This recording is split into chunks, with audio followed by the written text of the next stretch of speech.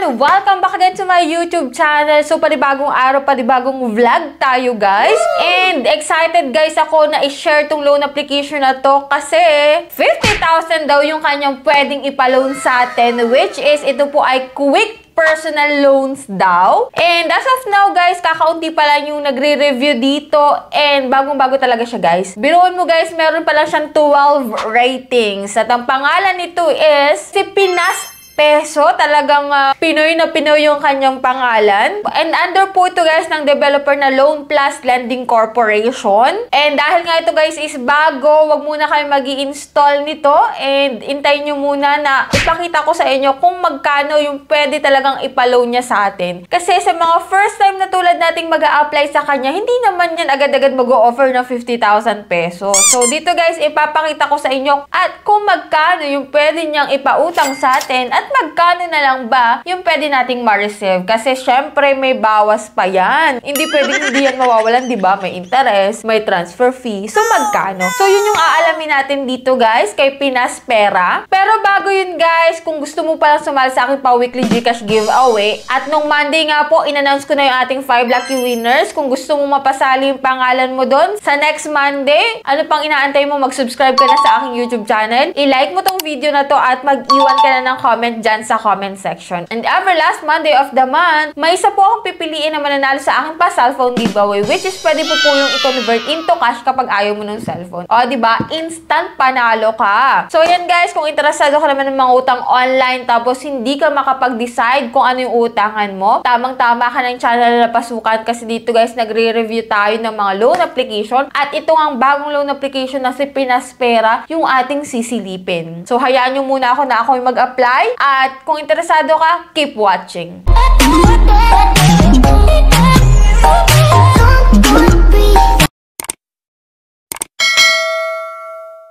So, disclaimer na, hindi po tayo agent or promoter nitong si Pinas Pera. Hindi po porket vinlog ko is nire-recommend ko na kayong umutang dito. So, dito, guys, ipapakita ko sa inyo yung proseso ng pagutang at magkano nga ba yung totoong ipapalo niya sa atin. Hindi naman yan 50,000 pesos. At yan, ipapakita ko na sa inyo yung screen recording ko. And ito nga pala is hindi available sa Google Play Store, no? Ito po ay available lamang po sa mga App Store or sa mga iPhone users dyan. And ito nga, pagka-install ko, ito po yung mga bumungad sa akin. It's as easy to use as any other everyday app. Yan, flexible options without the stress of borrowing. Totoo ba? E-wallet, safe and reassuring. So, tingnan natin, guys, no? So, dito, guys, nakakagulat yung kanyang loan amount, no? 100,000 pesos. May loan term daw na 150 days and interest rate na 0.05%. And yan, i-check na natin. Click natin yung loan now. And dito, kapag wala ka pang account, maglalagin ka using your active mobile number, no? So, get code tayo. Yan, maglalagay ng code. And yan, Hinance na naman, no? So, mga loan application na i-install ko ngayon, puro Hinance yung nagte-text sa akin ng code. Anyway, and yan. Dito, guys, makikita mo na meron siyang loan supermarket na Pera Lakas at instant credit, which is na-review ko na to before, guys. And itong si Pinas Pera, may offer siya na 3,000. Si Pera Lakas, 3,000 din. Si instant credit is 2,000. So, check natin, guys, yung loan now. And dito, guys, makikita mo na puro check na ako kasi may information na talaga ako kay Pera Lakas. Yan, 2,000 daw. Dito, nabago na naman. Hindi na siya 2,000, naging 4,000. Nakakalito yung mga ganitong loan application. So, confusing kung ano ba talaga yung loan amount na ipapaloan niya sa atin. So, ito nga, 4,000 daw. Loan term? Ano?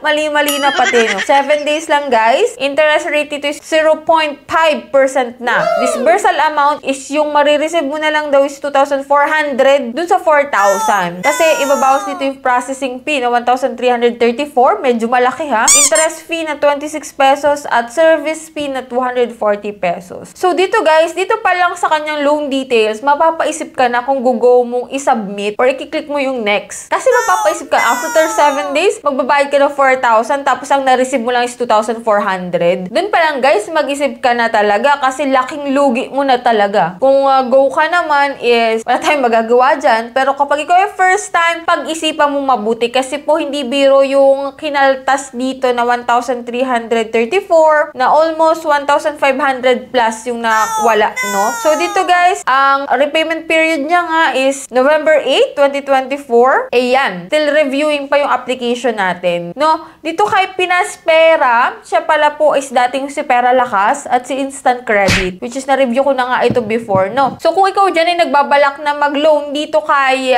Pinas Pera at kung ikaw ay may account na kay Pera Lakas, nako, same lang po sila ng loan application, masasabi ko na wag na lang guys kasi sobrang laki talaga yung mawawala sa'yo. Tapos after 7 days is magbabayad ka na. Kung wala ka pong inaasahang pambayad sa isang linggo after mo mag-loan, nako, wag na lang po kasi ikaw din po yung mababaon dito ng utang. At maaaring mas tumaas pa yan kapag po ikaw ay na-overdue na. And maaari na pagte-text din yung mga contact number mo kapag hindi ka nakapagbayad on time, no? Kaya stress pa, tapos ang laki pa nung babayadan mo. Wag na lang guys, not recommended tong loan application na to para sa akin guys ha. So iba-iba naman tayo dyan ang opinion. If ever man na ikaw ay nakapag-loan na dito kay Pera Lakas before, paki-comment po dyan sa comment section kung anong naging experience mo, kung magkano na utang mo at magkano yung na-receive mo. Para at least, yung mga bago pa lang dyan magta-try, na gusto talaga mag-try is magkakaroon sila ng idea na gugo pa rin ba sila or hindi. So that's it. Yan lang yung meron dito kay Pinas Pera na dating si Pera Lakas. And I hope na nagkaroon kayo ng konting idea, no? And maliwanagan na rin sana kayo. So kung ikaw dyan hindi pa nakasubscribe sa aking YouTube channel at gusto mong maging updated sa mga ganitong usapan, click mo na yung subscribe button. I-on mo na rin po yung notification bell para updated ka na rin lagi. So bye-bye na muna for now guys. See you on my next vlog.